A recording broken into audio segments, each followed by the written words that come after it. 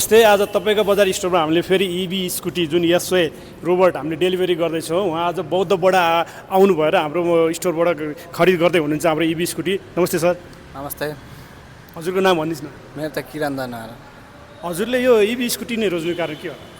अब पेट्रोलको भाउ चाहिँ एकदम महँगो भएको कारणले अहिले चाहिँ हामीले इभी स्कुटर नै अब रोज्नुपर्ने अवस्था आएको कारणले मैले चाहिँ अब इभी नै रोजेँ, किनकि यसमा अब तपाईँको सर्भिसिङ खर्चहरू पनि बच्ने भयो। त्यसको कारण धेरै अब फाइदाहरू देखेको कारणले गर्दा खासमा अरू कस्टमरहरूलाई के सन्देश दिनुहुन्छ जुन इभी स्कुटी रोज्दै हुनुहुन्छ तपाईँले? अब के भन्नु, अब तपाईँहरूलाई अब पेट्रोलको भाउ चाहिँ महँगै लाग्छ जस्तो लाग्छ भने होइन, अब इभी स्कुटर नै तपाईँहरूले अब रोज्नुहोस् भन्छु म चाहिँ। मेरो विचारमा अब धेरै हाम्रो अब पैसा पनि बच्ने भयो नि त। हजुरलाई धेरै धेरै कङ्ग्रेचुलेसन। अब यो इभी स्कुटी लानुहोस्, ल सेफ तरिकाले हजुरले ड्राइभिङ गर्नु होला।